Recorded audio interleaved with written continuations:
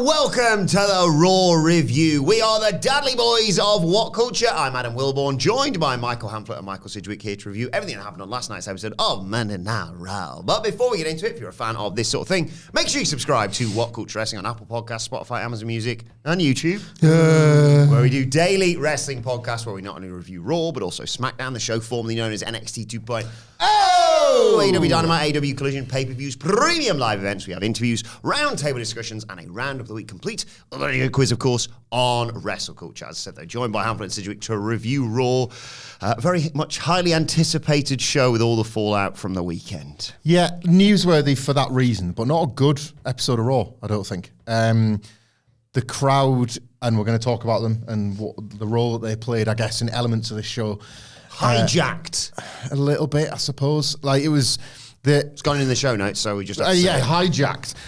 Fallout from the hijack. Title matches. There was a title match. Go home to Vegas. There you go. You can have that one as well. I know we're on the road to Elimination Chamber, so I'll put that in for SEO as well. Yeah, right. So, newsworthy, but not particularly good Raw. Disagree, but yeah. Didn't think much of... The in-ring in the first hour was the best of the lot.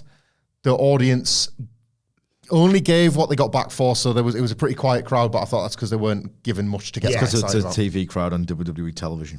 Yeah. It was an anomaly based on what the TV crowds like. Man, we see these crowds every week. Piss. Yeah, we see these crowds every week and they're having the best time. It's a party every week, Mondays and Fridays. Sometimes Tuesdays. Like hanging out with Katana Chance and Kayden Carter. That's it. It might as well be declarable, but it's a venue.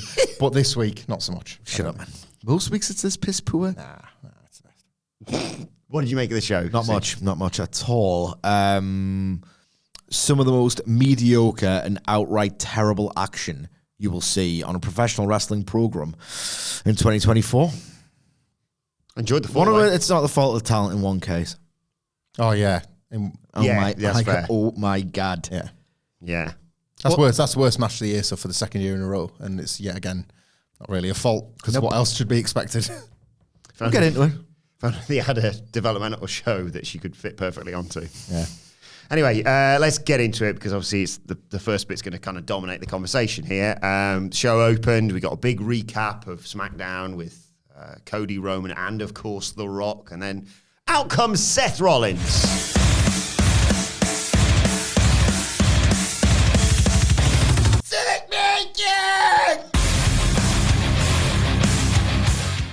Michael Cole mentioned, of course, he's still not medically cleared to compete. Damian Priest, nowhere to be found. Really should be addressing that plot hole. Like, really should be addressing that. Well, that's what I zoned out. Damian Priest doesn't cash in, ever. And Seth Rollins is injured and there with his belt. And that's not Damian Priest's fault. Like, that's not up to him to worry about. Just... Like, they should be acknowledging why would he not be cashing in. Maybe, he's not medically cleared to compete yet, so they can't sanction the match. Therefore, there can't be a title change. Come on, think about it and stand up for WWE. I wouldn't be that bad faith, you see. No, serious, that's the reason. That would be the reason, wouldn't it? Yeah. You cannot physically compete. I'm trying to think if they've done a cash-in before where somebody's been... In the throes of combat, they've been injured. Yeah. Like Lashley was carrying an injury when the babyface, Big E, that's right, cashed in and took advantage of that situation. Dolph was ostensibly the heel, cashing in on an injured babyface Del Rio, and then nobody really felt that. Did Jericho have taped up ribs when Swagger cashed in on him? He did. He was... But he was still cleared to compete, because obviously everyone who's done it's always intra-match, or unless... that would work then. Apart from Rob Van Dam. Yeah. And Seth, I guess. Did Daniel Bryan get his rescinded when Big Show or Mark Henry was out cold, basically? Am I right in thinking that? They sort of went, no, that one doesn't count. Or did that was when he cashed in. Look, realistically, I know we're doing a bit. They make everything up as they go along. That is not good, but I think they've got a genuine, and this is me earnestly giving them an out. They've got a genuine, because realistically, the cash-in device never makes sense. Because if it was all on the level, the medical staff, if it's a post-match one, the guy's just got beat. We couldn't possibly check him to know if he was fully... But they should be doing this. Yeah. If it was on that, they should be doing this, but they never do.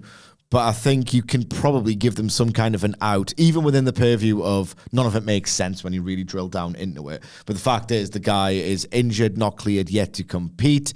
They've mentioned explicitly on programming that he doesn't yet know if he can even defend this title at WrestleMania. He's just hoping that he can, and they're riding it out. So on that basis, he's disqualified from competition medically right now. Therefore, he cannot cash in yet. If he gets like a month away from Damian Priest's briefcase running out, he should do that thing that footballers do before Christmas and get like a tactical yellow or red to get suspended over the Christmas period. Seth should just roll his own ankle. Oh no, I'm out for the month. Lost your briefcase, asshole. With the you know, when they extend contracts when people are injured, does Priest's contract get extended because he can't technically cash in right now? Should do. I'd like to see the admin on that. Anyway. Jack Tunney would have had the paperwork done on that. He would have the, Seth mentioned Big Pap that he got. Does his catchphrase, another Big Pap. I feel weird. I stood up for the Fed. It's a very, like, it's typically a logical broadcast, and I appreciated you highlighting the plot hole. Seth, there's been a hell of a week. What we're here for. He certainly smells. Made you feel better about it, haven't I? I feel better about it all the time, but yes, you did in that particular moment. He certainly smells what's cooking. The crowd immediately start booing. Cody chant starts. He says, yeah, let's get Cody out here. Out comes Cody Rhodes. There's "We Want Cody" signs all over the arena. And Cole obviously mentions the online reaction we've had from Friday. And Cody wonders what Seth and everyone in the arena, what do you guys want to talk about? And there's a "Rocky sucks" chant. I told you, didn't I? Didn't see that one coming.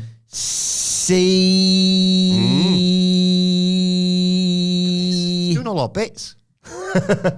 Our bits. You're not actually going to tweet that. Little. What? You're not still going to tweet that, are you? Let it play out. Wait till Thursday at least. We want Cody chants, of course. Seth wants to cut to the chase, though. He says, I understand what you're going through, Cody. I've been there, but we need answers. I need this match as much as you do. He wants to be honest. He's being real. He needs to know that he's better than he was a few years ago, the last time they did this. He needs to know that he's the best. He needs to test himself against the best, and Cody Rhodes is the best. Let's get some answers. Will you fight me at WrestleMania? Boo! Says everyone in the crowd. Thankfully, Drew McIntyre interrupts and makes the save. He says, I think I speak on behalf of everyone when I say, what the hell? I laid you both up for Mania, and you're going to screw it up. You hate Punk, Seth, as much as I do, and I took him out. We should be talking about, this is to Seth. We should be Remember talking CM Punk? Drew McIntyre does. Remember CM Punk? Yeah, it's a fantastic video package on him on the show. I think he could be on commentary on NXT as early as 2-9. It's a wild, wild time we live in. Best timeline, isn't it? A-Steel just outright saying, yeah, they want him for commentary. It's great, that. And they should. Yeah. Punk would be class on commentary. He should. They should, but I don't think it's a good idea. It's like he's good at everything, but I think it diminishes star power. I think it's a smart idea to have eyes on him during his recovery and rehabilitation. True. He's a man who dwells. Keep him busy. He is a man who dwells. He could write one of his successful comic books. He said he's the best in the world in that ring, on that microphone, and at commentary. I can't speak for comics. Ask Ewan. Were they terrible? I don't know. They can't Well, he's not the new Stan Lee. The Adventures of Phil Punk. Doesn't care about the system. Is that what comics are now, Adam? I think you guessed it as an established IP. I think he wrote himself as a superhero, Michael Hamflett. I'd buy him. I know you would. There goes my hero. Drew's had a shirt made. It's him laughing at CM Punk's WrestleMania main event on a tombstone. It's akin to the meme, but presumably slightly changed so they can actually put it on a T-shirt. He says, why did you get inside Cody's head, Seth? Cody, you need to finish the story. This heel wrestler, the crowd are 100% behind. Yeah, he's making some really valid points, actually. You've been talking about it for 2 years. Think of all the work you've done. You've earned this moment. Don't let me down. Don't let your family down. Don't let all these people down. Don't let your dad down. Seth's like, you've got to be a prick about it. Who's his dad again? Seth says, well, why do you think if that does happen, it'll be me and you? We've done this twice and you lost. And Drew's like, well, there were outside reasons why I lost. And you lost to Cody 3 times. But I will say something nice. You've done an amazing job. You've worked your ass off weekly to make it mean something. Ignore Roman and everyone else. No one wants to fight Roman because everyone knows the finish. His family's just going to get involved again. This title's the one that Should have matters. a cage match 3 years ago. Prevent that problem. This title is the May the Best Man Win title. Owens lost a cage match to Roman because of bloodline interference. Of course. That's a great storyline of all time, though. Yeah. It's a great storyline of all time, though. It's like it was the time when like Jey Uso was like Roman was just beating him up every week, and then he would beat him up and say, "Do you get it now? We're supposed to be friends." And it was like, make your choice. And like Owens is about to escape the cage and win the belt, and Jay's like, door in the face. Do you love me now, Roman? F off, Jay. Oh, that reminds me. Later on this very podcast, I will provide an update on the swear counter. Oh, no. 2024. Oh, yeah. Nicholas, if I forget, please remind me. Anyway, I think there's a follower on X Yes. who's doing something. Is that accurate? not exactly. I've got the full Data. Thank you. Anyway, Cody goes to talk, and Drew's like, shut up. I'm not doing it yet. He tells Seth it's time for me to take it from here, Drew does. A big Glasgow kiss to Seth Rollins. Cody fights him off, sends him out of the ring. Drew's just buzzing. Says it should be him at WrestleMania. What do you make of this opening? Hot segment, hot stars. Content was a bit 5 weak. stars. Content was weak. Like, content was pretty weak. I thought it was very weak. Race to the bottom stuff from like, well, he beat you twice, well, he beat you 3 times. So, in fact, I'm less of a loser than you are. We're all losers. Let's establish that. All 3 of us are definitely losers. The Rock was hanging over this without being in the segment, as he will do until Thursday, and then we'll see where it goes. I think Cody Rhodes and Drew McIntyre especially did the best job with the worst start after what happened on SmackDown. Drew McIntyre in particular I thought was quite good at trying to reset the balance a little bit after what Roman Reigns did to Seth Rollins. Seth Rollins got in his little dig, as he should have done. He was probably gentler than he would have liked to have been, but I guess there'll be another time for that. But yeah, the whole episode was wheel spinning. You've been told, beaten over the head with this massive event taking place Thursday, of which the ramifications for WrestleMania feel bigger than Elimination Chambers at this point. So this felt like a wheel spinning segment that kicked off a wheel spinning show. Nobody's got anything to say because there's not much they can.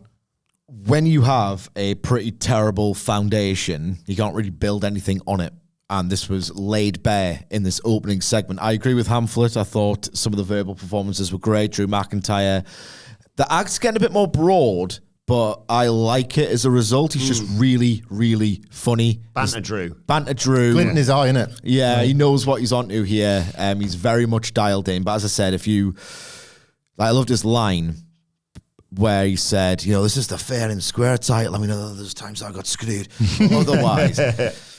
But again, that's the foundation not being strong enough to support like a good storyline with any weight to it. Because when he says, it's a fair and square title, which they've been trying to establish to try and give it an identity to babyface the heel title. Oh, by the way, watching your draws for the heel title because that's what's selling WrestleMania. It's all complete nonsense if you pick it apart even slightly.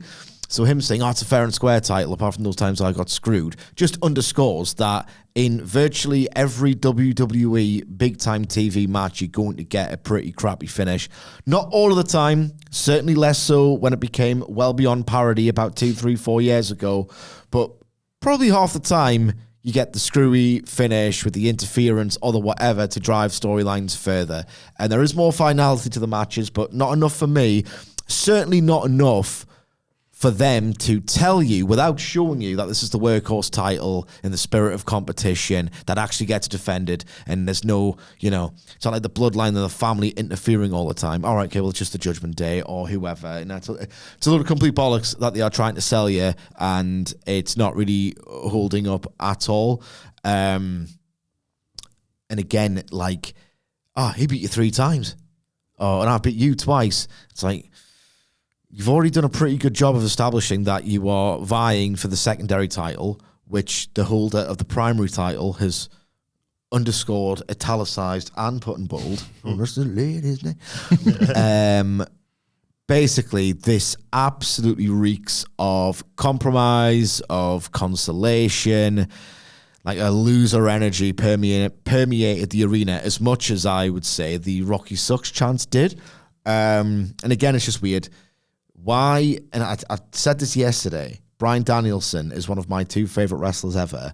Why would you position Cody Rhodes as the new Daniel Bryan when Cody Rhodes' American Nightmare version is a bigger star in the context of WWE than Daniel Bryan was? It makes no sense to me. I think they're trying to have their cake and eat it too. They are trying to do Rock versus Roman, the biggest money match in WWE since, 2001? Probably more when you consider all of the other new metrics and the sponsorships that Dave Meltzer talked about on Observer Radio yesterday. So they're trying to do that, but at the same time, make this completely secondary, illogical World Heavyweight title program between Cody and Seth that little bit hot, because they're trying to drive this organic groundswell in support of it. But people don't want that match. They've audibly expressed as much. They want Cody in the other match, so it's not worked at all. Where do you stand on it right now? Because you were very set yesterday of like, they're going to do what they're going to do, and fans are just going to have to take it. The open acknowledgement of the We Want Cody stuff, you had the Shinsuke Nakamura promo that referenced it a little bit later on as well. You've got Michael Cole talking about it on commentary and not just like burying it. And yes, referencing a potential match with Seth Rollins, but also saying, look, nothing's set in stone. And I get that that's also part of selling the WrestleMania press conference that goes down on Thursday. But has your opinion changed whatsoever in terms of what they do? Not really, and I don't know if I'm speaking for other people here, because when I looked on the response on my curated X timeline this morning, most people were quite excited by feeling like, oh, the dream's back on, or whatever. You know, there was this sense post-Raw that they'd been given encouragement to think that maybe how SmackDown ended is not how WrestleMania is going to play out. I got a bit of that, personally. I felt like I was a bit detached from the fiction, and I was watching, like, Triple H being given his toys back to play with for 5 minutes until The Rock shows up on Thursday to play with them again. I felt like I was watching through this opening segment, probably more than anything else on the show, an example of compromise, as Sidge points out, like the reality of it, because you cannot make sense of this fiction. The attempt to not have Cody and Seth specifically get undermined as badly as they were on Friday. They have done one thing successfully, I would say. I think last night's Raw is evidence of the fact that if nothing else, they have been able to lean into the Twitter response with the hashtag and a few other elements of the a sizable backlash from the fan base in buildings, online, wherever. They've made Cody a martyr figure, and that wasn't a guarantee. The way SmackDown played out, that wasn't a guarantee. It was supposed to be placed into his hands, all of this choice, and it was almost like, oh, by the way, this awful thing that's happening to you, in kayfabe, you're going to be the one taking credit for it. Yes. You've opened the door for The Rock. So that's like, for him to still be the martyr on the Monday, that's a win for them, because they can definitely do something with that. But no, I didn't get any sort of feeling that the plans are going to change. I think this reminded me of, on those episodes of The Apprentice, and they edit those episodes of The Apprentice heavily, so you're supposed to think one thing, but when you think, they're going to set this up for a team leader to get the sack, and the team leader takes advice off one person, then immediately somebody else offers advice, and they're like, oh, what about do this? And the team leader goes, yeah, I'm going to do that actually. And the idea as the viewer is, I think they look weak, because they've taken both its advice, and they're flapping a little bit. If Cody takes advice from Drew and says, I changed my mind, I do want Roman Reigns, then he's still the guy that initially took advice off The Rock to change his mind. He looks, in the fiction, weaker and weaker and weaker through just not making the choice that for 2 years he's told us he's been trying to make. And like last week was the only time when that story worked, as we talked about, and that kind of required him picking Roman anyway for the whole Seth pitch to make sense. At this point, that's dead. So much of it is dead after SmackDown. And I couldn't embrace the fiction the way that people were, and as you say, maybe yourself, were doing so, because I just feel like the Rock Roman Reigns match was happening because The Rock wants it, and Nick Khan wants it, and Ari Emanuel maybe or has agreed to it, and that's bigger. And it made Triple H and the fiction of WWE and everything else feel small fry in a way that I haven't felt truthfully since Vince was in the chair, and we would come in these podcasts and just say, why has that happened? Vince is an idiot. Vince is a lunatic, and he woke up this morning and thought that. When that used to happen all the time and it became normalised, it was just like, yeah, but shouldn't fiction take priority? And then you were like, well, it should do. Yeah, but like, he's a lunatic. Vince is an idiot, so it doesn't. This is the first time that like, shouldn't the fiction take priority? It should do. Yeah. But they fancied that. The Rock fancied that, so we're doing that. They're just playing a pretty weird game, in my opinion. A really, really weird game that just simply is not as good as either going back in time and strapping up the Code Man last year or doing these 2 matches across the span of 2 years. Yeah. They are playing this incredibly weird game where they are trying to have every single favorable outcome wherein you retain fan support of Cody and you don't have fans believe he's a loser. That was their primary concern. What an absolute, I love him.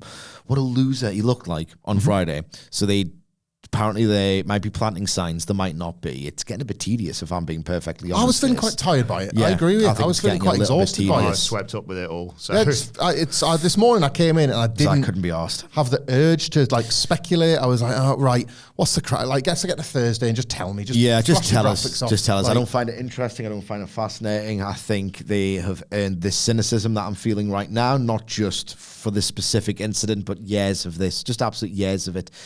I think now that they are either encouraging through planting the signs, or if that's bogus, they are at least acknowledging it on television through official channels, this We Want Cody movement, and they're not hiding from it. I think the idea is they knew fine well, Cody's going to look like a complete tit, a meek loser. So if we do it this way, we know what these fans are like, or what some of them are like.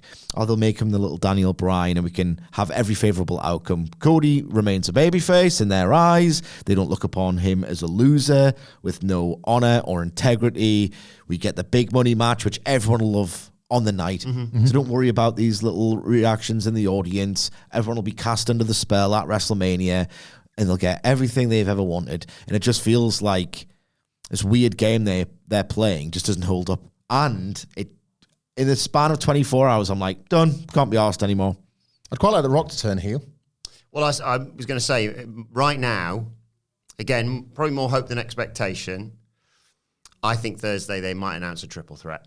I think they announced The Rock versus Roman Reigns versus Cody Rhodes. Cody. Biggest match you can possibly make. I get that the one-on-one is preferable, but right now, they were The going to one-on-one's way more preferable. Yeah, but they know they can't do that. The Rock does kind of work in that scenario as a tweener, i.e. casual Gives him a rest. He's still, casual fans, he's still The Rock. You know, the in the know guys are like, he's kind of buggered up, like you say, what could have been a perfect one-on-one match. You've got the opposite ends of the scale with Rock and with Cody and Roman. And it might be a pivot from what they had originally planned. I also am more inclined to agree with, to think that as well, from the fact on this show, they suddenly went, what if Sami Zayn fancies a shot at a title at WrestleMania? I just thought, They jobbed him clean last week. Was it literally last week they jobbed him? You made a very good point about So Sami. I felt like I was proven right this week. So last week you said, oh, well, who could we fight? There's nobody. And I said, Sami Zayn straight away. It takes 1 week and one promo to talk himself into a title shot. And he did it. Like, this promo was so strong. He's also done it before he lost to Drew twice.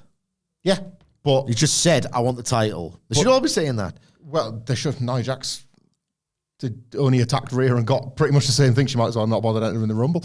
Like, this is, you operate within the virtually lawless world here. Sami Zayn makes believers out of people, and he, like, I don't think that was for nothing. Yeah. I think, but I can't work out, this is tied to it slightly, I suppose. I can't work out at the moment what the Elimination Chamber is for, if you're having a men's one anyway. I know you're doing We don't know one. whether they're going to have men's one Yeah, right might, now. they might just not have a men's one, but if the Elimination Chamber at this point doesn't need to exist, Gunther's contender maybe, but it felt like Sami Zayn was either talking his way to a title shot or talking his way to a match where you fight for one, and Drew's doing the same. And like, the fact that keeping people in the world title picture is not nothing, but again, like, this is me speculating on reality rather than analysing the fiction, so it's the opposite of my job here on this podcast. I honestly think even Triple H feeling like he's had the rug pulled from underneath him.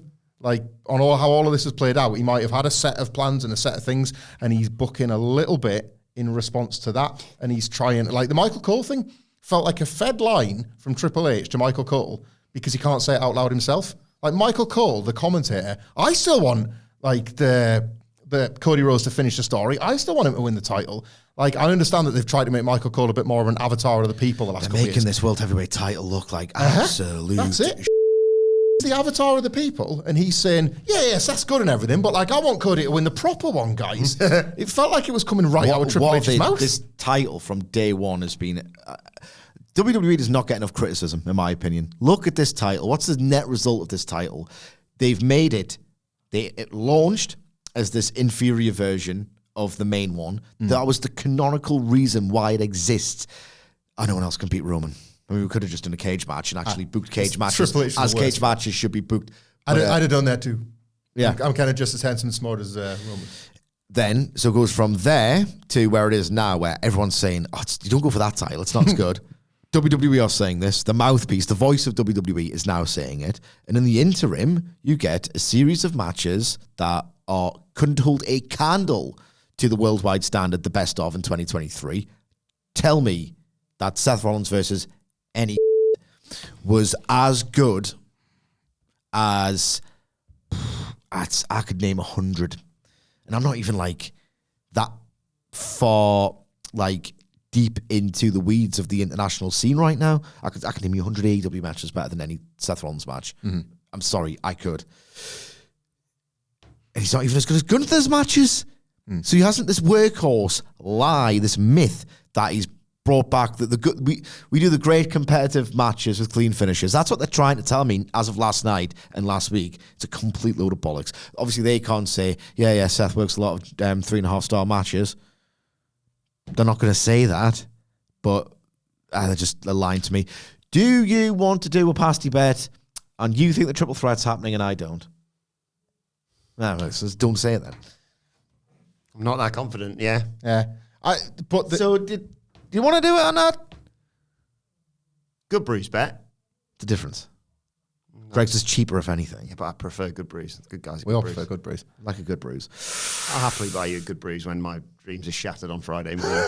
Right. How are you going to play this, though? Because what if, I don't know. Cody doesn't fight. If Cody doesn't fight Roman at WrestleMania, one way or another, I'll buy you a Good Bruce.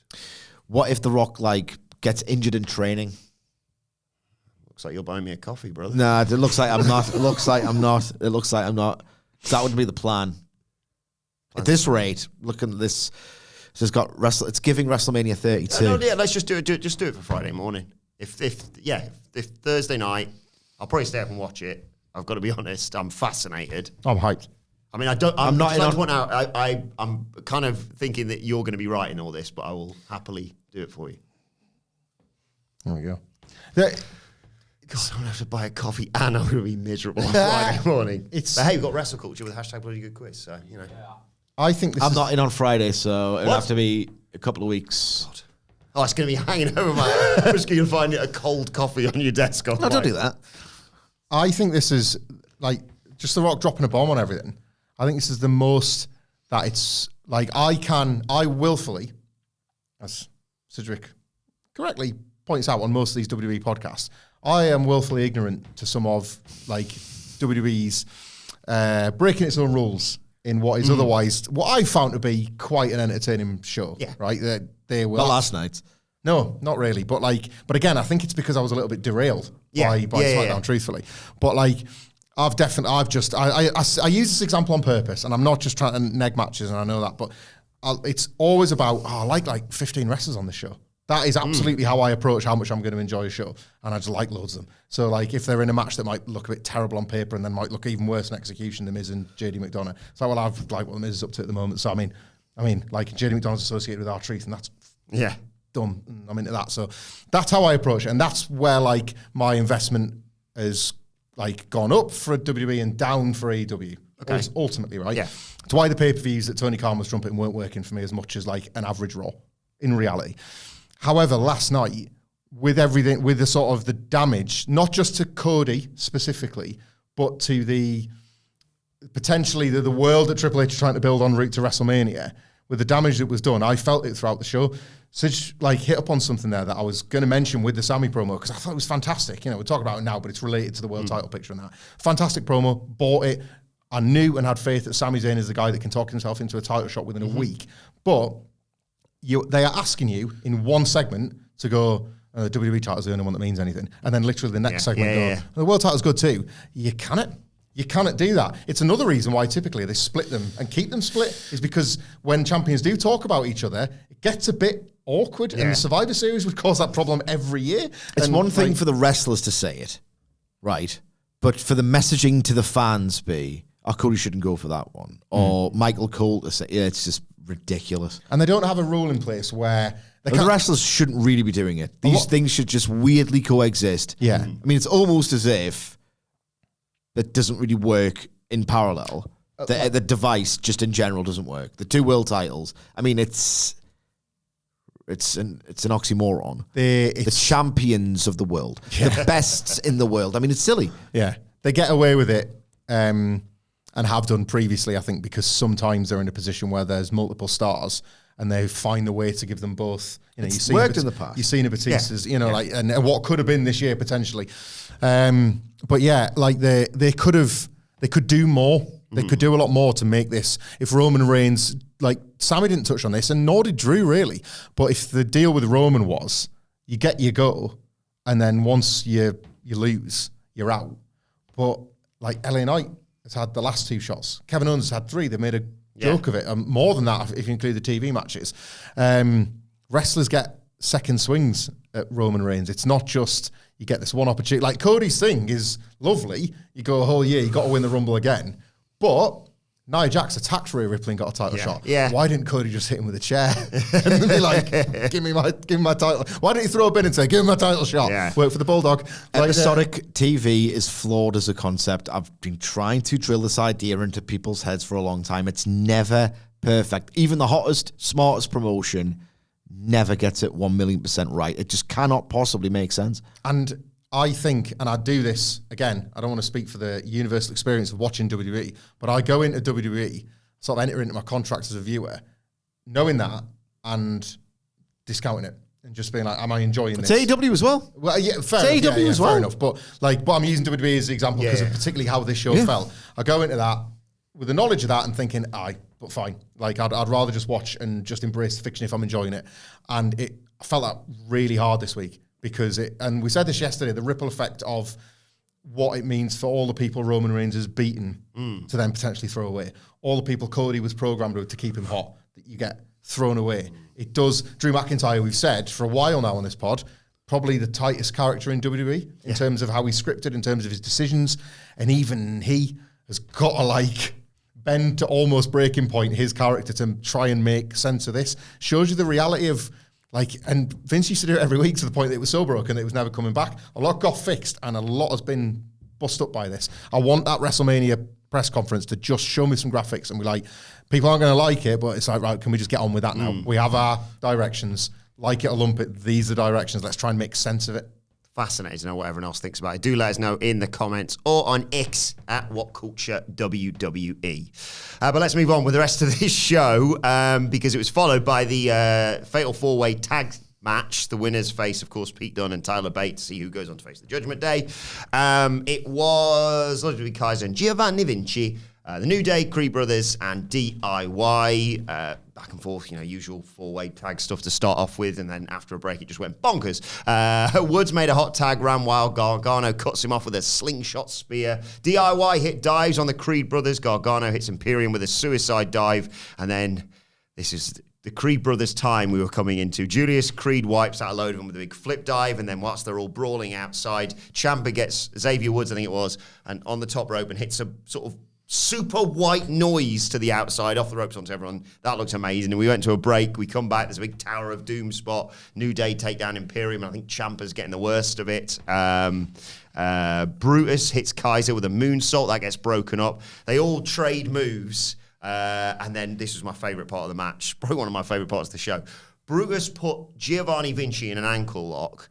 And Julius sort of played keep away by anyone who tried to come in and break this submission up. He just suplexed them. I think he did a double Northern Light suplex on DIY as part of this as well. Eventually DIY, I thought it was going to be the finish for a split second. Eventually DIY breaks up the ankle lock. Brutus takes out a load of guys with a Brutus ball. Awesome. Hits one on Vinci in the ring, but DIY break up the cover, hit Vinci with meat in the middle and get the 1, 2, 3. They go on to face Dunne and Bate. It's charmed me. I was predisposed to kind of not give a toss about it.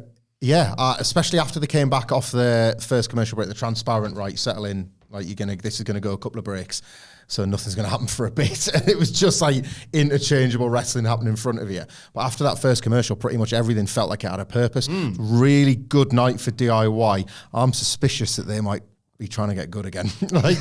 Maybe I've been too harsh on a couple of the matches I've enjoyed and thinking it was down to the opponents or down to the setting, but the stuff here from them was notable because it wasn't as electrifying as the Creeds, and it wasn't as involved as Imperiums and the New Days because they're in this feud against each other. So they're not outsiders, but the Creeds, every time they wrestle on Raw, feel like they're doing this. We're brand new, we've got something to prove against the world, and then there's a feud happening in the middle of a four-way. DIY's stuff was all about the win. They do their silly moves, but they were trying to take out the Ciampa spot was like a perfect illustration of it because yes, it's just a spot onto the pile, but it was with the view of taking everybody out because they're just desperate to get the win. They looked the most eyes on the prize with the stuff they were doing, and that's not very them. DIY is super indulgent, and it was once what people loved about them, and the not so much the American Alpha matches, but the revival matches became like iconic for just like, the key, another near fall, another like twist in fortunes and all that there, to the point where they bastardized it a bit, but like that was the magic of it really. They just looked a bit more locked in and focused on the win, and never thought I'd be into the idea of them versus Pete Dunne and Tyler Bate for a title shot, but if it goes the way it's going, then folks, we might be back a bit with DIY. So I was surprised, genuinely. Like, the match was really fun. Creeds steal the show when they're out there, but a good night for DIY. I don't think we're really back with DIY, personally. I think that, I don't know, like, off the top of your head, right, can you think of a storyline in the matches that were promoted within that storyline that have aged as badly as the whole DIY saga? Certainly at the moment, it feels like it was... It's like New Metal in 2004. It was the cause of a lot of wrestling's problems today. That's what that feud currently looks like. So I think that is itself aged badly. I think they are still carrying the stigma of either the people who would be like predisposed to supporting them and remembering them fondly, just they've had enough. Then you've got that main roster audience who doesn't really know about it or care about it, and they're like saying, I don't want to be reductive, but they prefer to say yeet than to watch them go for 20 minutes. This did get hot. Yeah. In that I would too, by the way. Yeah, I would too, genuinely. In that ankle lock prolonged sell was a great sort of hinge around everything else, like a good fulcrum of that finishing sequence. But was this so good that next week they're going to be way more over? You cannot break through with this kind of match anymore. You can have a good, electrifying last 5 minutes. You can do some cool spots within it. You cannot break through with wrestling of this caliber when, quite frankly, wrestling of that caliber, you see it done better every single week. I think... I'm talking like different kinds of matches, but I'm talking about the quality level. Every single week on TV, you'll see something as good, if not better than this. So I don't think DIY are back. I had fun with the match. I thought the last 5 minutes were particularly good, but I don't think this is their ticket to the big time. I can't call that match. I'm assuming the contenders get the match at Elimination Chamber. Yeah. I don't know who wins that. No. Because it's early to beat Pete Dunne and Tyler Bate in this reunion. And it almost makes more sense to beat DIY because they're getting so close again, but they're not putting it together yet and that kind of thing. But I don't know. I can't work. I think it's Dunne and Bate. 2018 ass match. It is. But then I want to know what it looks like on SmackDown. So many of those that's it. Like the Tyler Bate arrival on SmackDown was this reminder of just how long it's been. But they were just in stasis. Like when you say 2018, it's like they didn't really go anywhere. Yeah. In some cases from there, did they? It was just they were on NXT for that long that this is the first chance they've actually had to book it. I think it's Dunne and Bate, and I think you protect them through our truths and bond because I'm more and more inclined to think you might be right with that tag title match at WrestleMania. We get a WrestleMania rematch next. Becky Lynch, Shayna Baszler. You got Shayna Baszler cutting a promo. How did the first one go? Not great. Shayna wins this. She qualifies for Elimination Chamber, right? She referenced the Elimination Chamber here from a few years back. I'm going to need... I know I'm a February. She beat everyone in the Elimination Chamber. It was sensational. And then she lost at WrestleMania to Rocky 3, the bad bit. Dun, dun, dun, dun. Remember Becky's big truck? Well, Proto Big Time Becks. They'd clearly, obviously designed it, airbrushed it with the idea being the world's not going to fall apart, guys. Yeah. She's going to drive that into Raw and it's going to look pretty class. It's Proto Big Time Becks, isn't it? Like, not taking Shayna seriously. I've got a lorry now. And they're like, well, we already have it, so let's just drive it into the gym. Stationary in a car park. My one weakness, getting pinned whilst trying to submit you. What? I like that truck, man. It's like, we've already paid for it. Yeah. Let's just bring it in. Here's something. The vehicle stuff's over and done with now, isn't it? Remember that every year at WrestleMania there was some kind of vehicle big angle, like the police car with the women's triple threat at 35. AJ and Shane did one. AJ and Shane did like the limo, was it? Bret Hart. John Cena, friend in Hollywood. The Rock. The Rock with the truck going into Hogan, or the vice versa. I've got like a Fast and Furious movie to plug or something. Like, don't rule it out yet. Well, he appears, no, spoilers, appears at the end of the last one. Does he? Yeah. But there wasn't any vehicle. I had the vehicle trend. I'm saying they could still happen. Like, he could drive his car to SmackDown and Jimmy Uso could steal it and like crash it like that bit in the in-betweeners where Jay falls off the motorbike. Just like... They did Rock and Brock in 2022 as well, didn't they? When Brock and Roman, they lifted he took the car door off when Roman was inside. Oh, yeah. Yeah. Love a vehicle Good at build, that was, WrestleMania. though. It was really good. A really good build. But they love a vehicle at WrestleMania. She said Lynch this was walk into the ring. I love these walk and talk things. She walked into the ring. She says, I've got to, I had to beat it before because my title was on the line, but I need to beat it tonight because my future's on the line. I thought it was a good line. I like them, but the idea that Borash deserves some kind of knighthood, it's quite annoying, to be fair. Loads of people online doing the Drew McIntyre pose over a grave that said Kevin Dunn's production. So Baszler early on stomps Lynch's hand into this steel steps, takes us to a break. We come back. Lynch fights back, but sells the hand. Baszler catches her with a German suplex and a sliding knee for 2. Lynch comes back with a missile drop kick. Baszler blocks a disarmer, hits a knee strike for 2, blocks a manhandle slam and puts her in an ankle lock, but Lynch manages to get out of it. Baszler again targets the arm. Lynch fights back, superplex, tries to transition into an armbar, but Baszler blocks it and hits a gut wrench slam for 2. Back and forth. Baszler goes for the Kirifuda clutch, but Becky gets out of it. They trade counters. Lynch hits the manhandle slam. 1, 2, 3. Becky Lynch qualifies to the Elimination Chamber for the first time. I love Becky Lynch. She's one of my favourite wrestlers. Did you see the video? Which video? Oh, the training video. Posted on X. Yes. That's lush, isn't it? It's so good. Like, she's doing a Rocky thing with her daughter, if you haven't seen it. It's so nice. She's such a great wrestler. And like, this wasn't sort of one of those matches that you'll particularly remember or champion at the end of the year. But just within the context, like, all I ask sometimes is just to be taken by the story of a basic wrestling match, because that's how it used to be done all the time, and there was always a different way to it. Shayna Baszler is a vastly superior submission wrestler to Becky Gone off Lynch. not liking great matches, have you? Well, that's the thing, right? Wasn't great. This wasn't great, and that's why I like this. This was just good and proper. Ready salted. Yeah, this was ready salted. But like Walker's ready salted, you know? Yeah. Like, or ready salted French fries. Don't like French fries, do not like the texture. Really? I get that. I love them, but I get that. They're making a choice with French fries, aren't they? A specific thing. Mm-hmm. No, Becky Lynch. I like these. You can put them in and make it look like a walrus. Yeah. Pretty funny. We're out on different texture, but we're out on Whatsits generally. Whatsits, I love Whatsits. Knees, wheat crunches, that sort of texture. Love wheat crunches. I like a Whatsit. Cheese puff for those fans. in America. Cheesy puffs. Cheese balls. Guess what my favourite crisps are? It's time to play the game! Time to play the game! Ha ha ha ha! What's Wilborn's favourite crisp? It's got to be knickknacks. Oh, I tell you what. The curly whirly of the crisp world. I didn't think that. No, it's not. My brain immediately went to this. I really love it. It's one of those ones I don't have all the time, so it's a real treat. Frazzles.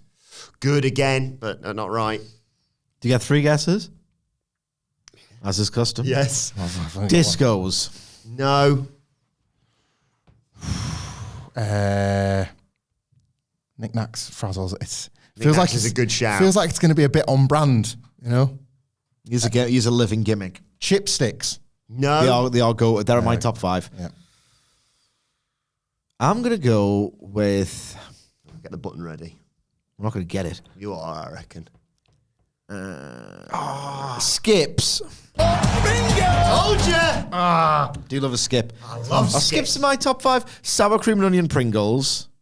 Salt and vinegar Walkers. Smith's salt and vinegar chipsticks. That's 3, isn't it? Yep. Skips. And what's it? That's a top 5. Yeah, this is the connoisseur now. I'm intrigued. Connoisseur. Beef Space Raiders. Pickled onion are better, so. Walkers, no, not pickled onion sucks. It's the hill he'll die on. I hate pickled onion, I hate the way they smell. Walker's T-Bone Steak Max. Big fan of. I'll say very salty, boring bitch. No, I like beef flavored. Royster's T-Bone Steak. Bubbly ones. So specific. Yeah. Mini cheddars, if they count as Oh, crisps. yeah, love a mini cheddar. Love a cracker. Smith's, by the way, catch up, Sidge. Sainsbury's do the best salt and vinegar sticks now.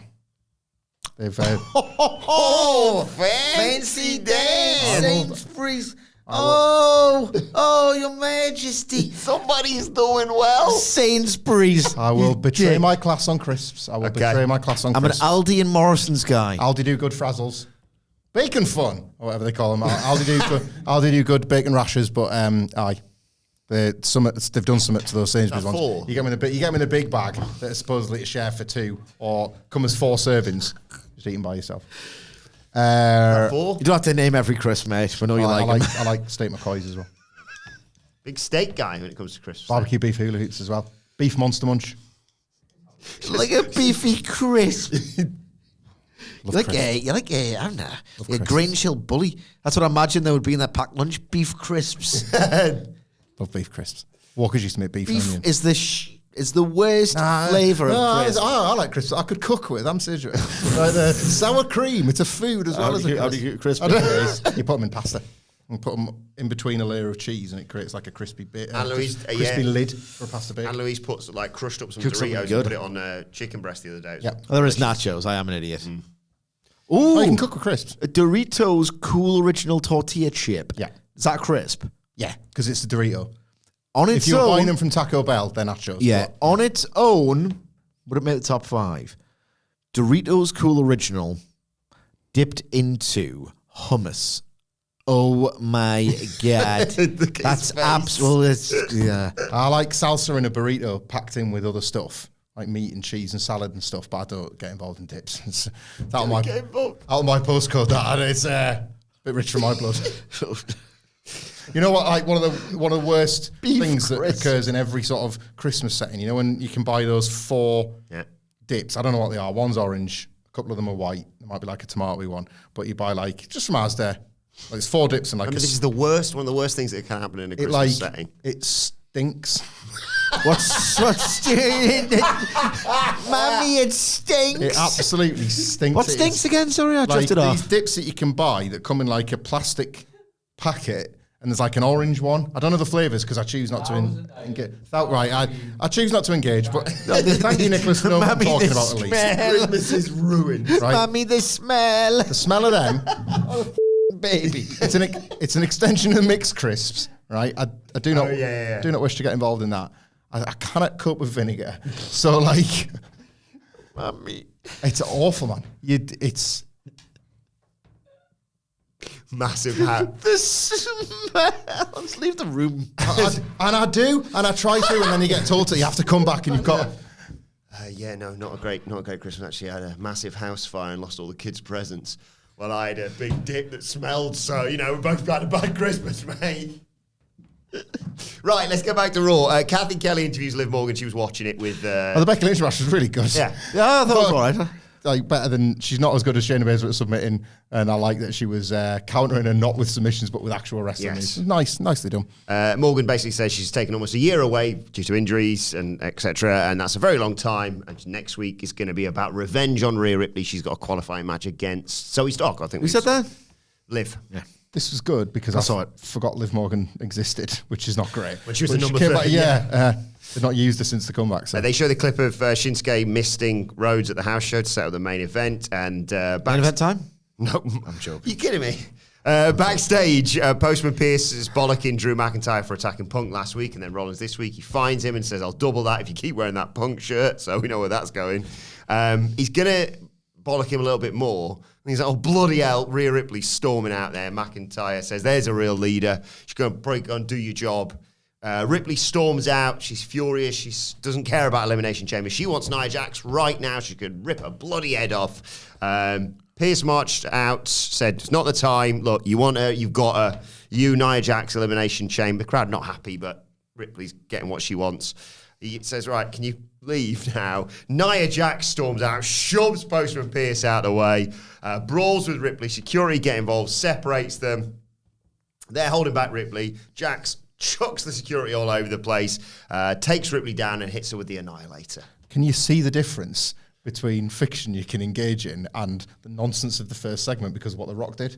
These two, like Rhea Ripley, really been on a collision course for ages. Just to kick Nia's ass because she got ambushed last week. Nia Jax genuinely believes she can win the title. Rhea Ripley is this person that's probably gotten a little bit overconfident, like on the throne, and like is trying to mask that she herself is a bit rattled. And I'm still really, really hard as nails. I'm going to beat you. This is proper. This was night and day. This brawl, this segment, this everything versus all the things they were trying to accomplish in the first segment. And they followed it with a thing about Bayley and Io and the SmackDown Women's title. Still Didn't go. Warriors. Well, bollocks. Yeah. And then we got the mixed tag match. Ivar and Valhalla versus Akira Tozawa and Maxine Dupri. Like 2 minutes this. Akira ripped his shirt off and went flying out of the ring onto Ivar. And Maxine sent Valhalla into the corner and did a flipping back elbow, sort of. The crowd were not into this whatsoever. Oh, she messed up before that as well. Yeah, she did. Oh, yeah. Do you remember it from Tough Enough? They would drill the people on there. So like Harlem Heat, Booker T would do it era, but it's obviously a performance center drill. You do it over and over and again where like you do the sort of spin around, flip over into a sunset flip from the corner. It was a disaster. She didn't know Crumpling where the her bodies. legs were. She kind of got 2 left feet to begin with. And then she just did she just bumped on her own back, and then the other person, Valhalla, just followed her down. Oh my God, it's brutal. But it's not her fault. It's Triple H's fault. Triple H's fault. Was it after that one? He's culpable. Was it after the back elbow where she then goes, hey, thank you. Thank you. Boo! Oh, it was horrific. Boo Triple H. Yeah. Ask him at the next presser some important questions, not this one, but he should be held accountable for this because, for Christ's sake, like I felt so sorry for her when, as instructed by the agent or whatever, when laying out this incredibly methodically done match, as is always the case in WWE on TV. Thank you. How ironic. Thank you for making me feel like absolute because I've made a complete meal of this countless times. I didn't do a thing right in this match. Thank you for popping for me. No, not popping for you. We'll make that abundantly clear. Like it's been a while since a match is so bad that the audience has literally saw through it and thought, no, it's not good enough. Yeah. Usually they're like very polite, very sitting on your hands. Crowds in WWE in general, more than half the time, I would say. I think we clung on to the Jackie Gator shorthand for a long time because that was a notable case where they were like, ugh. And this is probably this generation shorthand, this, isn't it? Like Maxine Dupri is... She wrestles the Jackie Gator match every single week. Yeah. It's not her fault. It's not her fault. She should not be wrestling on television. Rhea, the Rumble. She's not even good enough for NXT. In the NXT stand, it's already good. Disagree. Akira Tozawa comes in, flies over Maxine into the arms of Ivar. She comes off the top rope, crossbody onto both of them to knock them down. Tozawa tries the sunset flip powerbomb. Ivar blocks it, pulls him up with one hand. World's strongest slam off the middle rope. 1, 2, 3. Got his win back. This is awful. We go backstage. There's no Rhea Ripley, but there is Damian Priest, Finn Balor, and JD McDonough, of course, collectively. They're in the Judgment Day. Yeah. I hope they split up. I'm sick of them. I said, yeah. WrestleMania, I think. It's I never was it's not my thing, is it? A Judgment Day. I like singing the song sometimes. It's actively bad television now, I think. And he can't take Damian Priest seriously. Even before the Rollins thing, it was like, CM Punk's here. Ugh. Home straight stuff now.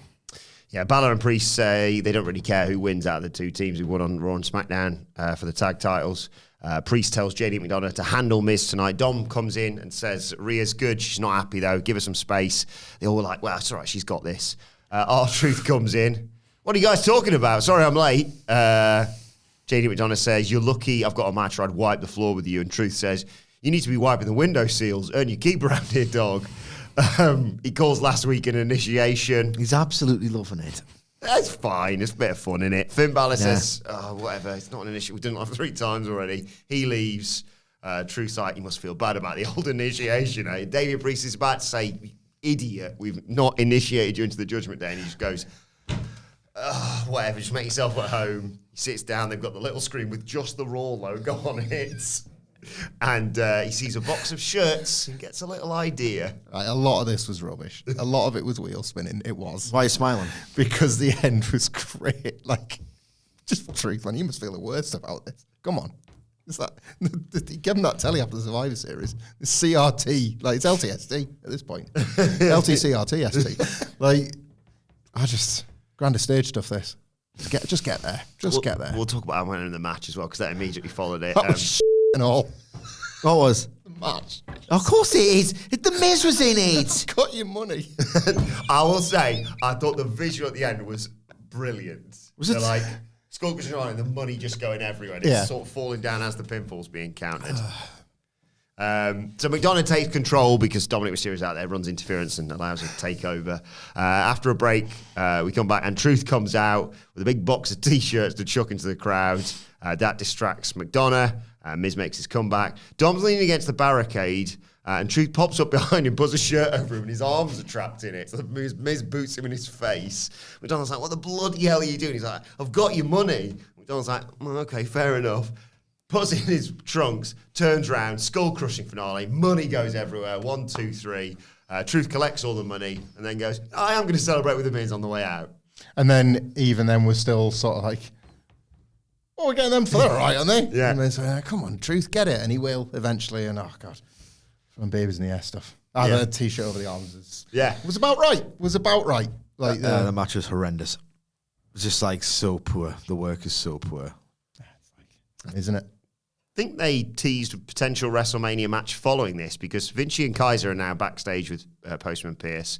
They've got a big 600-day celebration for Gunther. They want it to be perfect. He's like, don't worry, it will be. And then walks Braun Breaker. And Imperium leave, but not before Kaiser's done a little bit of an up and down on him.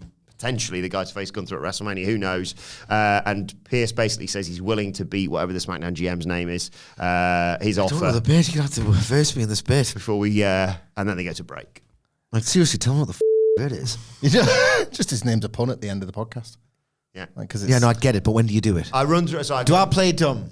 No. So we just never name him, and then we name him right at the very end. But you keep saying you don't know what his name is. Wait, because I don't. You want to say it? You know, it's like we've forgotten. Yeah, and then So you're playing dumb. Within the fiction, it's like we've forgotten, and then at the last minute, we remember just in time as like a way to put a bow on the podcast. I'll go like this. So there you go. There's the SmackDown preview, and it's got this match and this promo and blah blah blah. What do you reckon, Hamflet? And he'll say, the SmackDown preview. It's got all this and so much more because he's on the show. He's the GM. He's called Nick Aldis. Some people So just I'm don't trying get to it. hold my sides together because I get it.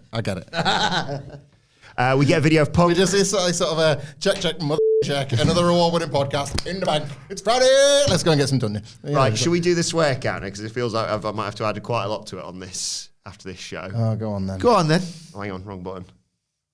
It's going to sound a little bit stupid. It's time to play the game! Time to play the game! Ha ha ha ha! Who do you think sworn the most on this podcast so far in 2024? Me. Nick. So I was about to say, about to ask you, but you already know. So in Descending order? Ascending order, because it's going from lowest first, right? I don't know. I don't know. Never Always find done out. descending? I know, yeah, but I was trying to work. I wasn't sure if I actually got it then. Stacks 2 swears so far Just the this year. 2. Because he's more of a like pussy and blowjob Yeah. kind of guy. On the old they're like no need to censor swears. Yes. On the BBFC rating one, they'd be like, and some sexual swear words, but they don't get beat. Like Stacks is in every way 12. Yes. Very 12. 12 or a 12 here. How many guesses? How many swears do you think I've dropped so far this year? 29. I'll get 15. What a day. 10. 10. Is that it? 10. Make work for yourself, so yeah. In second place. So how many days? So 37 days into 2024, I think. It's got to be... It's going to be me, isn't it? I think it's got to be me in second. Second. You in second. With 70 swears, Michael Pamphlet. Michael Sidgwick, do you want to take a guess on how many swears you've dropped this year? 82. Guess? It can't be 100, so I'll just say 90, but it can't be 100. It's 100. Bang 100 on. swears in 2024. I can't believe it because I feel like You always said you thought it was me, but I knew it was you. I always feel like I just done it there. I went crap or something. I always feel like I stopped myself from doing it sort more. of bursts. There was one, I think, was it this year, Nicholas, where you said the C word 4 times in succession. That was it, yeah.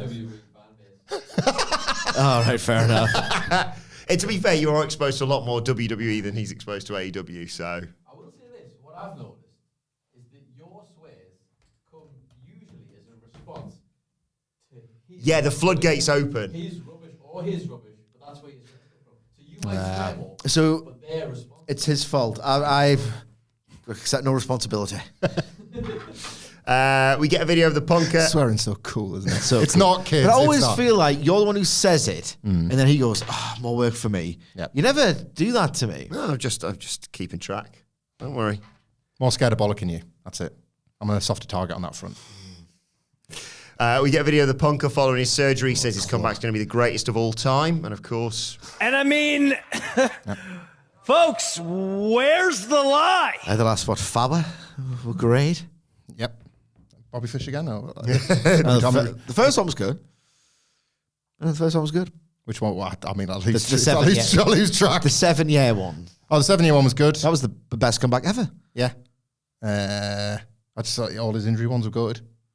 The one when he came back after he dove into the crowd. He fought John Moxley. Fine. Don't remember anything. Nothing happened.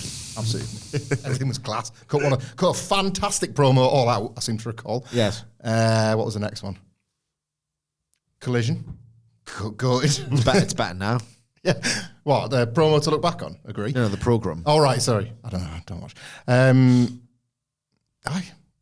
Yeah, he worked the Joe match. 3.5 stars. Solid. And then this one. You're right. It's good. This one was pretty bad. With With Dominic Mysterio, and then he got his ass injured again. Match of the year against Cody already in the bank. End of the Rumble. we got the championship celebration. What's been better than that so far? What's been better than Cody and Punk's? Are you joking? Seriously. Like, what? Like, about Karrion Kross versus Cody Rhodes in the last 5 minutes of the Royal Rumble Kiss match. my ass, Karrion Kross. That was class. Punk and Cody Rhodes was... What? You watch more wrestling than me because you catch all this AEW stuff that I sometimes don't. What has been a better match? Yeah, the main event on Collision was better than that. Yeah, I haven't watched that yet. It was class. It was really, really strong. Really, really And strong. that's you and FTR. Darby Allin versus Konosuke Takeshita was That miles was better. There it is. There it is. Any match at NXT Vengeance Day for me. Gunther's Intercontinental Championship celebration. End you. Ludwig Kaiser does his big... I love his big intro for Gunther. Roxanne Perez versus Lola Vice. Versus... This is Bird Person. Cute.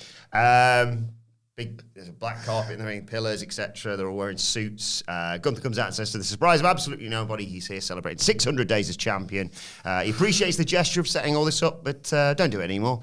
I mean, it's a given. He's going to hit 700, 800, 900 days. He's going to go down as the greatest IC champion ever. No matter what milestone he hits, one thing will never change. He's the greatest. He's the longest reigning of all time. And he's kind of running out of competition. There is no man worthy. Here comes Jey Uso to a great reaction. Gunther mocks the fans doing his pose and calls it a simple gesture for a simple audience. He says he eliminated Jey from the Royal Rumble match and sensing some disrespect from him now, but Jey means no disrespect. He puts over Gunther. The crowd have started doing yeet in place of the what chant, which slightly concerns me. It's better than what? Gunther appreciates the kind words and says, hey, look, you're one of the greatest tag team wrestlers ever. You're the longest reigning tag champions ever. And you only have to put in 50% of the work for it, which I thought was a nice line. Whilst Gunther achieved every accomplishment on his own. Jay says, you're about to get 100% of this work. I'm going to win singles gold in 2024. And if you want me to see be the next IC champion, say yeet. And they said yeet. Gunther said it only took Jay 15 years to develop the guts to step up on his own. He wasn't the first to try and ride his coattails. He was going to beat him worse than his family ever could. He said, I'm going to beat you so bad that you're going to wish for the good old days when people couldn't tell you and your brother apart. He sort of shoulder checks Jay. Jay takes him down. Obviously, the numbers game, Vinci and Kaiser attack, but the New Day come out to make the save. I really like this segment. Cody's gone off Jey Uso, has he? He's at back end of last year. He was like, yeah, anyway, you're not going to win the Rumble, so don't care about your story anymore. That's brilliant. Really, really great from Gunther again. There's a lot he's got to remember, and there's a lot of lines he's got to deliver that require these big oohs and like sort of he's got to let them breathe. You know, he does such a fantastic job of that. And you believe it because this title reign feels real and it feels earned and it's not just stuff he's saying. Jey Uso felt back a bit this week. Like, I've not been really interested in anything he's been doing. He felt like a secondary player in the Rumble. I'm still not convinced that Jey versus Jimmy is the plan anymore. They're doing he's going to cost him. Look, they can costing him the title match. They can absolutely get there. Like, New Day neutralise Just because it's Imperium. bad doesn't mean WWE won't do it. But I'm watching this for your entire life. But I like him as a contender. Yeah. I do. And I think that when he loses to Gunther in this one, they'll probably have something like a Sheamus thing or a Gable thing where they might not be going towards it, but you're going to be wanting him to get back there. I think it's Braun. I think after this week, Braun's the one to fight Gunther at WrestleMania. If that means... Well, they've pretty much foreshadowed it. This was really strong when Gunther talked. Jey Uso did nothing for me except read his Wikipedia page out loudly. A catchphrase version of The Miz. Like the over catchphrase version of The Miz because people It was like the more yeet. believable version of The Miz. Yeah. He basically read his Wikipedia page out loud. Yeah. I've watched it. Was that not because Gunther was throwing it at him a little bit? And he was like, it's still good. Just because like the way you're saying This is how every WWE promo goes ever. Just the audience was loud and Gunther's good. Can't wait to do This that. is every WWE same. promo exchange ever. You've done this on Wikipedia. Championship and accomplishments. Just change it the night before a big subheading. promo. Yeah. This was every segment ever. It was just one of the hotter ones. realised before Mania we're probably Good. That's some good lines. I don't want to be too reductive. we could get Imperium versus Braun and the Creeds. Oh my god. Or you can get that somewhere. You just busted. Yeah. This is where we got the Shinsuke Nakamura promo. We only had tapas at night. He said he was going to beat Rhodes in the match his family made famous. He mentioned the We Want Cody stuff. And then there was a big WrestleMania commercial with Rhodes pointing at the sign and the face-off between The Rock and Roman Reigns. What? We take time away from the club now. Oh, God, this was awful. The women's tag team title match. Kayden Carter and Katana Chance challenging the Kabuki Warriors, of course. Chance took out the champs with a big dive before the break. There was some bit when we came back. Kairi Sane went for, I think it was like a splash off the top, but Carter wasn't in the right position. It looked, I don't know, messy. Is the nicest way of putting it. Anyway, Chance comes in, double foot stomp, gets a 2 count. They hit Asuka with the after party, but Kairi Sane just dives in to break up the cover. Set up with a keg stand, but Kairi Sane, because normally Carter sort of walks her over, doesn't she, and then drops her. Just grabs the legs of Carter and pulls her out. That means Katana Chance just eats it, basically, and Carter gets sent into the steps. Asuka kicks Chance in the head. They hit the double team insane elbow. 1, 2, 3, the Kabuki Warriors retain. Piss poor is how I would succinctly describe this match. Gotta love how WWE is a sensible company where everything makes sense and, you know, it's not like dangerous or silly.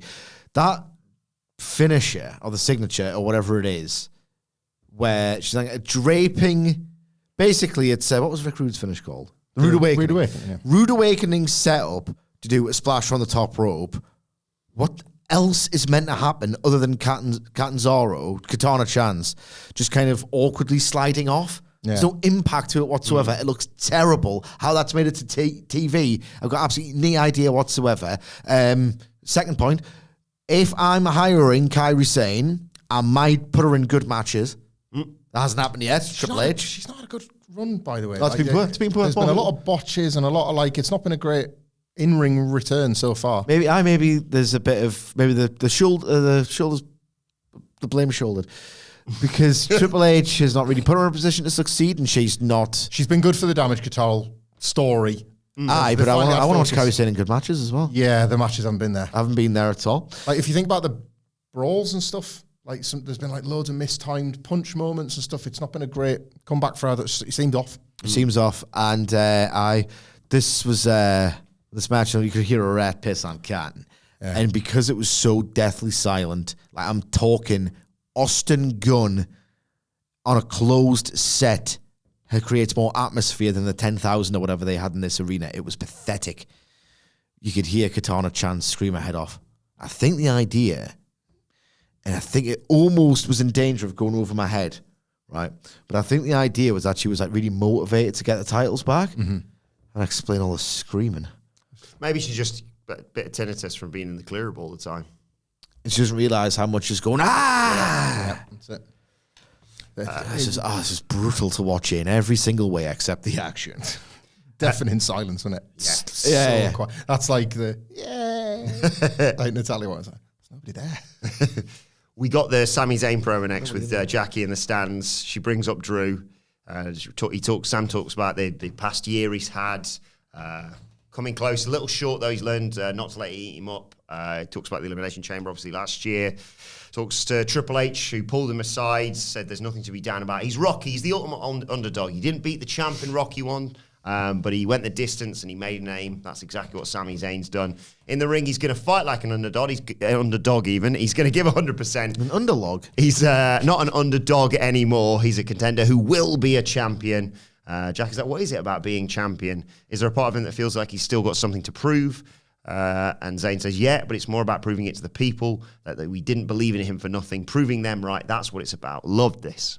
Really great. Again, I don't know what it's for currently, which is a shame, but this is what I believe Sami Zayn can do. And Just the process. I do a little bit. I'm trying.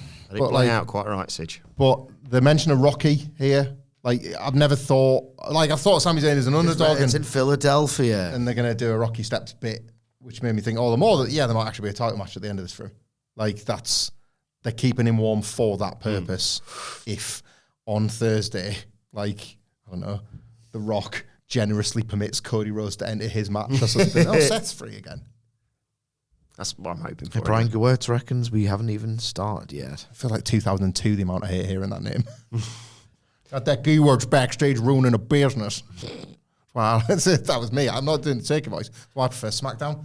More serious wrestling shows real on SmackDown, actually. All him and SmackDown 6, it's all a shoot, whereas on Raw, it's all a comedy. Stupid comedy on Raw. And they've got the fist book in it as well, so it's, our fist really knows what he's doing. I just like the real stuff, like the death of Al Wilson. I just want it to feel legit, like Eric Bischoff pulling off a rubber priest mask. I just want it proper stuff. Yeah. Main event time. Bull rope match. Cody Rhodes, Shinsuke Nakamura. SmackDown fist on a big pencil. Yeah. You meet your new head booker. That's what they were trying to tell you all along. Ladies and gentlemen, your new boss. It's like the anonymous general manager. What's the SmackDown fist going to write down? Nothing. It's just stationary. The SmackDown era of its most acclaim, according to the internet. Yeah. They should bring back the SmackDown fist. And just hypnotism on people for decades that thank God for SmackDown. Another terrible Raw, but SmackDown at the end of it. Blue brand, you know where you're at with that. Prime Ring of Honor or something. It's like SmackDown in 2006. Eddie Guerrero, Kurt Angle, and Rey Mysterio just happen to be great wrestlers. Yeah. 4 years later, it's it's probably why they put Eric Escobar on there. Yeah, we've got Dudes and Domino coming later. More of the workers' show. It's taped because they're worse. Cut those matches to bits. So it's Cody Rhodes versus Shinsuke Nakamura in a bull rope match. The same rope that his dad used against... Sorry, one more thing about SmackDown, right? Okay, yeah. In this myth, and it's great. Like, I did an article, you can probably still read it, about 8 huge wrestling disasters you somehow didn't notice at the time. Oh, that was the theme of it. And one of them was remember when Cody Rhodes told the story at StarCast with this great delivery, and he was really getting himself over as this face of the alternative, this gregarious guy who could just like charm you into like, come aboard, like I'm the smiling face and I've got the patter and all the rest of it. And he did his StarCast thing where he's like, that referee was trying to on me, and he told that story. Yeah. And like, because it was on SmackDown, right, in 2011, I think it was. How would anyone remember that? Clearly it was like a really abrupt finish, and Daniel Bryan was like, oh, I've won, great. That has never appeared on any content listicle between 2011 and 2018 when Cody told the story of, it was massively botched, because it was on SmackDown and no one paid attention. Yeah. And I said, like, you could have someone in the crowd just get up and levitate, and he just wouldn't notice because it was on SmackDown. And I had this like snarky sentence prepared where I was like, it's no wonder no one remembered something from the June 11 period of SmackDown when a week before X wrestled X, and it was so boring. It's time to play the game! Time to play the game! Ha ha ha! So basically, the whole idea was this match was so boring, and it was like a kind of a regular fixture on SmackDown that no one paid attention to it at all.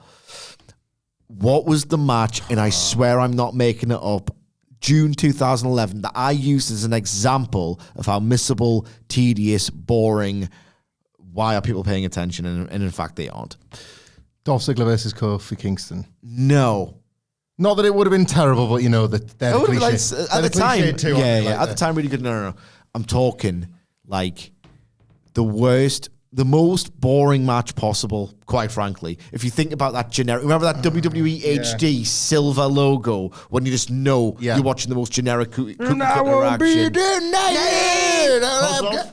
Say again? Kozlov? Kozlov versus... Yes! Versus Jesse from Jesse and Festus. No.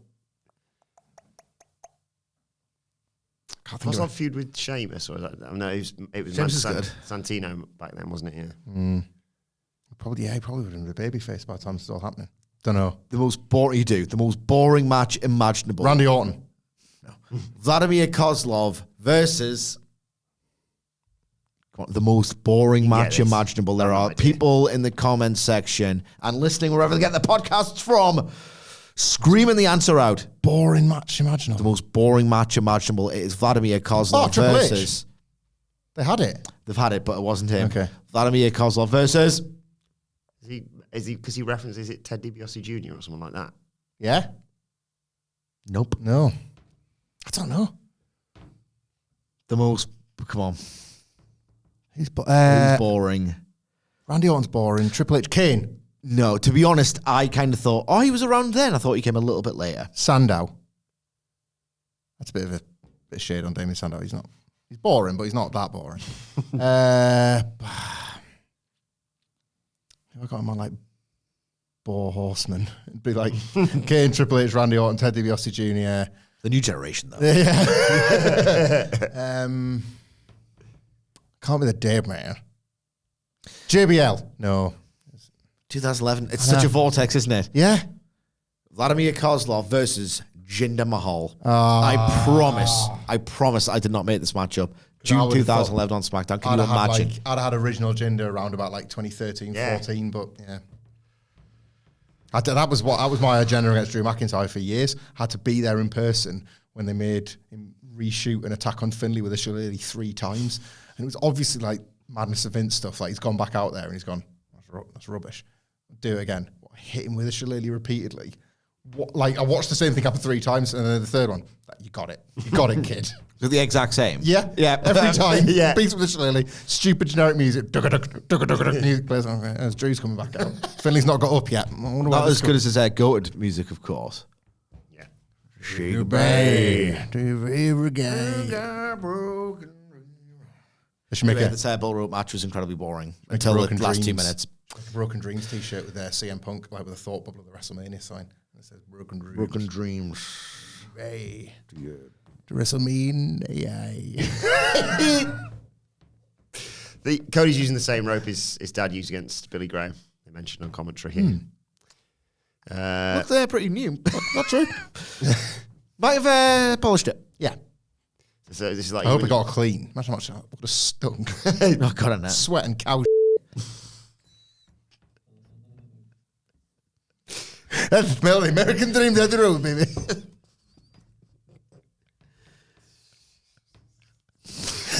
Do you remember when you got called out? Was it Vic Joseph? And he was like, it's the same gear. And you were like, it's not. Oh, I was just lying. Yeah. Bron Breaker's Rick Stein one. That's the same as the one in Royal Rumble 993. I've got the footage, Vic. On the network for the company you work for. Why are you lying? So Shinsuke threw his end of the rope at Cody. Oh, my God. Take him down early on. Why you always lying? Why the you lying? Why you always lying? Oh, my God. Vic Joseph. They went to break very early on as Shinsuke was trying to escape into the crowd whilst still being tied to Cody Rhodes with the bull rope. Come back, Rhodes is pulling him into the ring post. He went for a springboard. That would just give Michael Cole an excuse to say, but he can't actually escape. He's attached to a bull rope, which is attached to Cody Rhodes. Here are the rules. Rhodes went for like a springboard thing, and Nakamura just pulled him down off the ropes. Aye. He's in control. Eventually, Rhodes comes back, though. Shinsuke Nakamura heat sequence lasts about 2 years. Yeah. It's long. Wasn't Oh, it? God. This was long. Rhodes came back with a figure four. Nakamura hit him with the cowbell. We go to another break. Come back. More cowbell. Rhodes hits a power slam and a disaster kick for 2. Nakamura hit that sliding German suplex of his. Rhodes comes back with a Cody cutter, jabs, bionic elbow, but Nakamura hits a spinning kick and an inverted exploder. Rhodes comes back with a pedigree and gets a 2 count. Goes to hit Nakamura with the cowbell, but he gets mistered. Still fights him off, blinded. He manages to hit a crossroads, but Nakamura kicks out. Nakamura used the cowbell as a weapon, but Rhodes managed to block a Kinshasa, hoid the rope into Nakamura's balls, and hit a crossroads for the 1, 2, 3. But as he's celebrating or recovering afterwards, Drew McIntyre slides in, jumps Rhodes from behind, and lays him out with a Claymore kick before standing over him to close the show. Yeah, breaking news from the world of cinema. They're remaking The Day the Earth Stood Still, and it is stars Shinsuke Nakamura whenever he's playing heel and he's on heat in WWE. Oh, my God. Like, I cannot articulate how tedious I find the Shinsuke Nakamura match. Like, they tacked on some drama, some star power at the finish, regulation, kick-out stuff. But, my God, Shinsuke Nakamura feels like, when you cannot win with your children, and you say, could you please be quiet? And then they go, okay. And then they're like, you actually need something out of them 5 minutes later. And it's like, you told us to be quiet. That kind of taking it very literally to prove a point and to test boundaries and to work out logic and how the logic of the adult. It's like you've told Shinsuke Nakamura, we kind of toned it down a little bit in WWE first day. And he goes, cool. Sounds easy for me. I tell you what as well, to be more serious for a moment, we have a big problem with our attention spans in this modern day and age where, great journalism's gone or it's dying, the novel's pretty much dead, which is a shame. I'd like to write one because people just cannot focus for long enough now. I don't know what the answer is, but Shinsuke Nakamura is not helping. He's the most,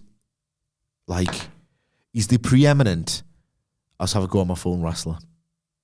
Yeah, especially because of how he's featured. That's the thing. How's this match happening, by the way? This is done. Well wrapped up. But you left. You left Nakamura versus Cody. Again, another sort of feeling of, I don't know what we're doing here, but it's a house show main event, not a Raw one. What's going on with Cody? But bull rope on the marquee, you might shift a few more tickets. Drew and Cody as a direction for Chambers, good. Yeah. I don't know how this factors into, again, them having a mess to clean up after whatever happens on Thursday. But either way, Drew resenting Cody for, he sees Cody as somebody that's potentially going to blow the opportunity that he wouldn't. That's a Drew character to me. So I quite like that. And that combination is fresh. It's a good match for Elimination Chamber. So I do quite like how he sort of got involved here. But, this stunk. They've never had good chemistry, really. Shinsuke Nakamura doesn't have good chemistry with anyone anymore. Yeah. Thoughtless wrestling. Has good chemistry with the Waves. Let us know your thoughts on Monday Night Raw on Surfs. On X at What Culture WWE or in the comment section below. Of course, you can follow all three of us on X at What Culture I got WWE. good chemistry with the ocean, man. Follow Michael Hambler at I'm more fish than man. Michael Hambler. You can follow Michael Sidgwick at M. Sidgwick. Follow me at Adam Wilson. Follow our brilliant producer at It's Adam Nicholas. That fish gold. Follow us. Orange to me. Can you spend that fish as like cash or something? At What Culture WWE for all of us. That fish lost. It's just finding Nemo, Jeff. Oh, cool. We'll be back later on today to preview NXT. But for now, this has been the Raw review. My thanks to Hamflett Sidgwick. Thank you for joining us. We'll see you soon.